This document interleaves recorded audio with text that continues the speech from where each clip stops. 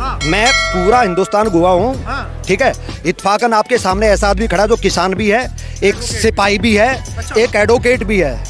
मैं पहले किसान पैदा हुआ हूँ, एयरफोर्स के अंदर 17 साल नौकरी की है, उसके बाद पिछले 23 साल से वकील हूँ और सुप्रीम कोर्ट का हूँ। वो भी आपके सामने वो आदमी खड़ा हुआ है, को कागजी नहीं है। तो मैं पूरा इत्तेफाकन में एयरफोर्स में होने ना पूरा हिंदुस्तान का चप्पा चापा, मणिपुर, मेघालय, जो ये चाइना ऑक्साइड जो ये कहते हैं कब्जा कर लिया, वहाँ से लेकर यहाँ तक का पूरा मैप खींच सकता हूँ मैं। अब इसमें ट्रैक्टर जो चल रहे हैं, ये जो ट्रैक्टर की रैली देखो, सबके मोबाइल के अंदर दुनिया भर की सोशल मीडिया पर आई हुई होंगी। उसमें से एक ट्रैक्टर भी दिखा दो जो 10 साल पुराना हो, सब के सब ब्रांड न्यू ट्रैक्टर हैं। कहाँ से, अगर किसान गरीब है तो ट्रैक्टर कहाँ से आ गया? वो कहते हैं वो 1 लाख ट्रैक्टर खड़े हुए हैं।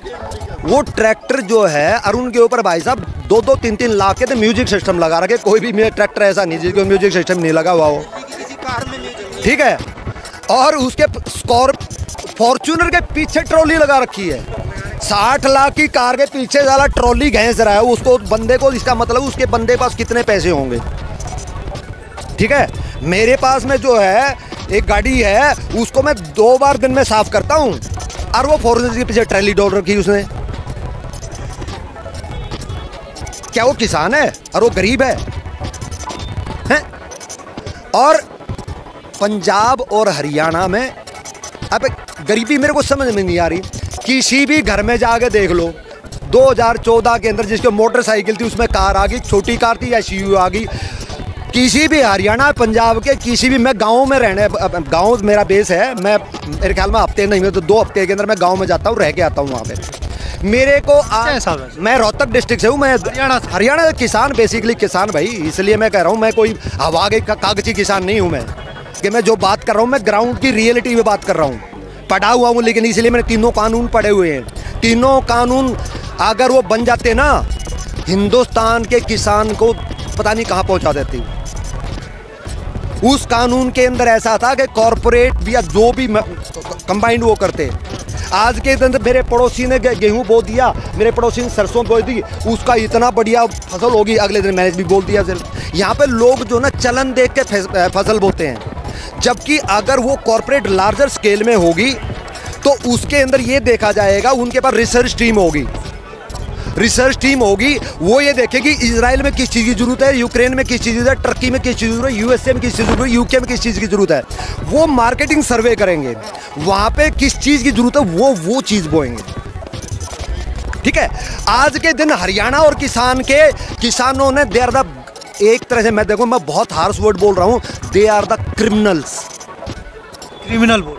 बोल रहा हूँ। और कारण बताऊंगा क्यों। मैं कोई भी मेरे मुंह से निकला हुआ शब्द मैं कॉन्शियस के साथ बोलता हूँ। वहाँ पे कैन यू बिलीव इट, बथुआ और जो खरपतवार हो उसको भी जलाने के लिए पेस्टिसाइड डालते हैं। उन्होंने जमीन को जहर बना दिया है। वो क्रिमिनल अपने भी परिवार के क्रिमिनल हैं, क्योंकि पंजाब के अंदर हर तीसरा आदमी कैंसरस है। आपको पता है? पंजाब के अंदर जाके देखो, कैंसर से वो चल रहा है, ठीक है। तो वो क्यों हो रहा है? उन्होंने अगले आने वाली जनरेशन के लिए बहुत बड़ा पाप कर रहे हैं वो ये करके। यहाँ पे 30 मन गेहूं होता था, वहां 50 मन गेहूं कर रहे। क्या साला, जहां पर 4 कट्टे खाद के डालने वो 8 कट्टे डाल रहे हैं। आप आने वाली जनरेशन को भी बर्बाद कर रहे हैं। और फिर अगर जो ना वो दूसरे वाला जो मैं कह रहा हूं, जो सर्वे करके वो फिरते, तो वो इजराइल में या रसिया में या कनाडा में उसमें जो गेहूं जाने वाला, तो वो इतनी खाद वाला नहीं लेंगे वो लोग, वो बाकायदा टेस्ट करते हैं। उसके लिए आपको जो ना ऑर्गेनिक फार्मिंग करनी पड़ती, ठीक है। उससे आपकी आने वाली जनरेशन्स के लिए और आपके लिए जमीन के लिए बहुत ही हेल्दी होता वो इतनी कमाल की चीज थी, जिसके लिए किसानों ने बहुत बड़ा, किसान जो भी एजिटेटर थे उन्होंने बहुत बड़ा पाप किया है। उन 3 कानूनों को वापस करवा गए। ये मेरे लिए पर्सनल दुख की बात है, पीड़ा की बात है।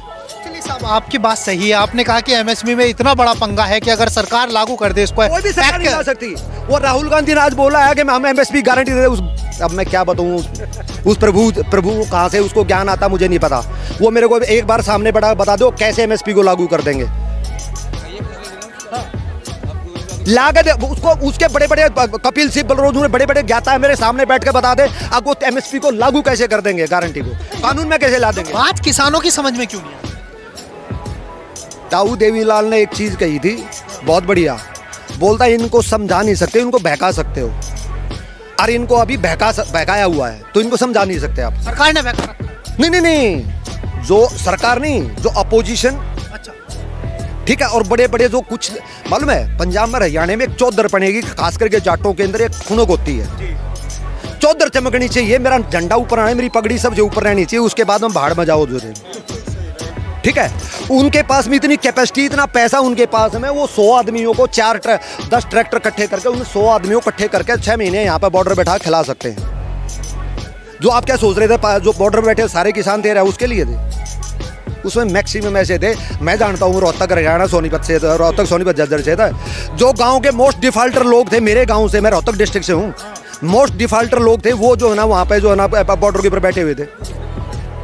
अब ये कह रहे हैं 750 किसान शहीद हो गए। एक को तो मैं जानता हूँ जो कि शाम को शराब पी करके बहादुरगढ़ नाले के अंदर स्लिप कर गया, क्योंकि इतनी पी ली उसको होश नहीं रहा, वो नाले के अंदर स्लिप हुआ है, उसके अंदर से उसको निकाला नीचे तो उसकी जो ना काली मुर्गी बनी हुई थी। ठीक है, गंदे नाले में पड़ा हुआ था, वो निकाला, उसको पोस्टमार्टम क्या, पोस्टमार्टम जाके पढ़ लो, उसका जो है ना वो डूबने से मरा है। शराब उसके बॉडी के अंदर पूरी की पूरी थी। अब वो भी शहीद होगी कैटेगरी में डाल दी तो भाई मुझे समझ नहीं आता। फिर शहीद जो बेचारे बॉर्डर के ऊपर शहीद हो रही है तो उनके लिए भी गाली है।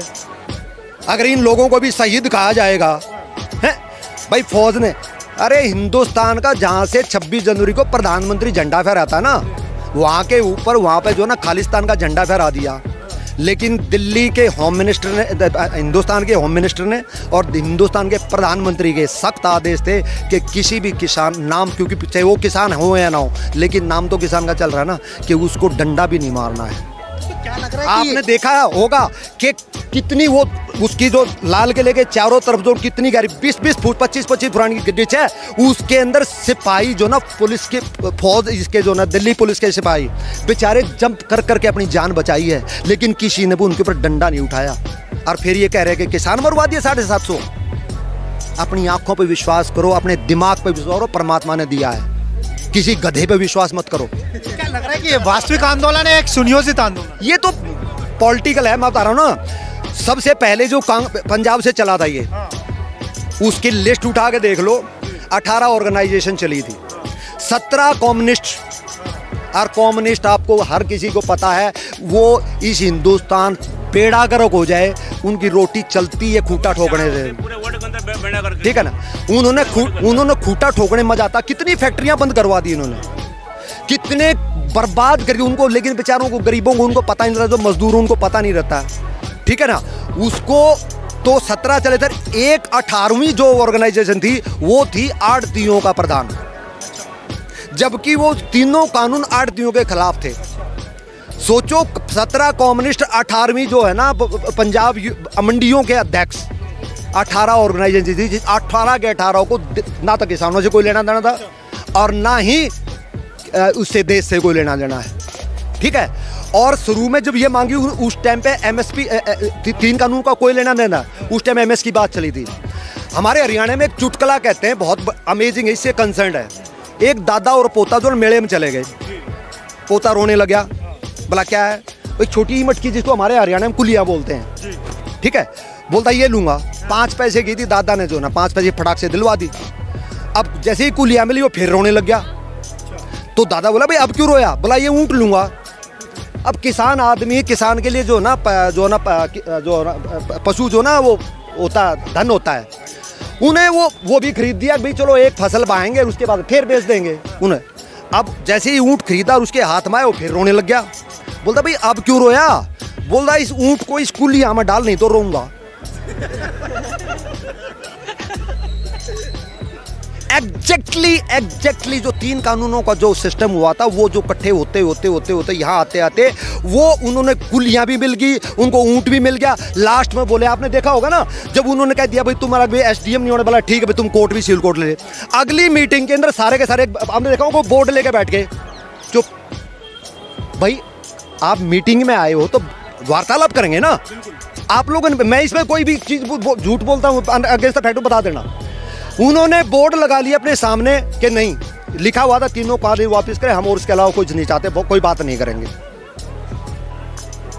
ठीक, तो वो उनको अब क्या आ गया, ये ऊंट को कुलिया में डालो नहीं तो रोऊंगा, और वो पॉसिबल है नहीं। तो समाधान क्या है साहब? किसानों को जो ये समस्याएं लेकर के आए, आप एक तरफ कह रहे हैं कि ये लोग सब अमीर किसान हैं, चलो मान लेते हैं अमीर है, मान लेते हैं, दिखाई दे रहा भाई। लेकिन एडवोकेट साहब ये बात तो उन गरीब किसानों की भी कर रहे हैं ना, जिनका कर्जा माफ होना चाहिए, जिनको होना चाहिए, क्यों होना चाहिए भाई? अच्छा, जब सरकार वादा क्यों करती है? मेरी बात सुनो, मैं पूरा हिंदुस्तान घुमा हूँ, ठीक है, इत्फाकन आपके सामने ऐसा आदमी खड़ा जो किसान भी है, एक सिपाही भी है, एक एडवोकेट भी है। मैं पहले किसान पैदा हुआ हूँ, एयरफोर्स के अंदर 17 साल नौकरी की है, उसके बाद भी पिछले 23 साल से वकील हूँ और सुप्रीम कोर्ट का हूँ। वो भी आपके सामने वो आदमी खड़ा हुआ है, को कागजी नहीं है। तो मैं पूरा इत्फाकन में एयरफोर्स में होने ना, पूरा हिंदुस्तान का चप्पा चापा, मणिपुर, मेघालय, जो ये चाइना ऑक्साइड जो ये कहते कब्जा कर लिया, वहाँ से लेकर यहाँ तक का पूरा मैप खींच सकता हूँ मैं। चलिए एडवोकेट साहब मान लेते हैं। तो मैं वहीं पे आ रहा हूँ, जो महाराष्ट्र है और गुजरात है और इसमें मध्य प्रदेश कुछ एरिया जो है, उस एरिया के किसानों के लिए हम कह सकते हैं कि उनका कर्जा माफ होना चाहिए। लेकिन